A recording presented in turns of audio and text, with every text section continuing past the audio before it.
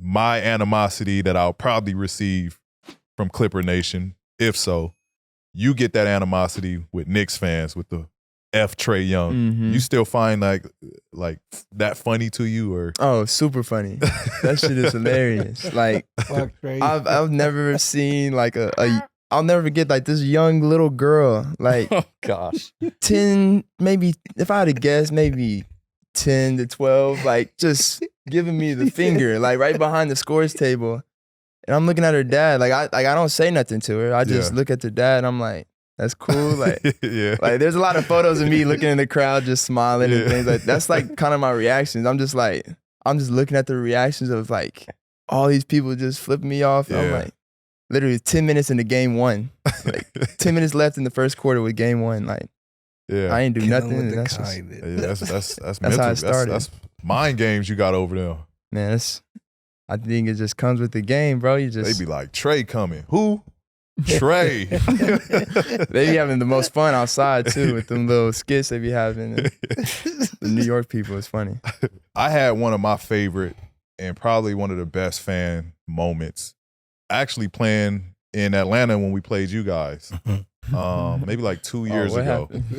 It was a section that was behind us, behind our bench, because in y'all arena, like the fans, they sit right behind the bench, right? So it was a group of maybe like, I don't know, and I talked about this in an episode before, but it was a group of maybe like, I don't know, 6 or 7, maybe more. They started coming out of nowhere at some point. But it was initially like 6 or 7 of them there, and they was just going crazy, right? We score, we make a basket, they hype, they turned up, like they was really into the game. And then Reggie was on the team at the time, and Reggie feeds into the fans. He loves that, like, and so Reg is getting, dancing, and he, music playing, and he getting turned up. So they was having a blast with us.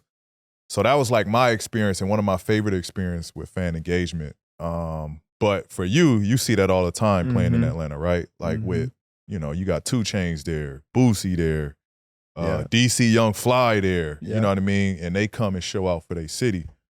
For you playing in that arena, what was one of the most memorable moments playing in Atlanta in front of that home crowd? Man, every night is crazy. Like, obviously we have a club at the bottom of right by our bench. We have a club that people just lounge. Is that the open? The little open area, okay. It's a little bar club area that people just get like cheap tickets and just go and stand over there. And Did Lou tell us that? Crazy. Did Lou tell us about that?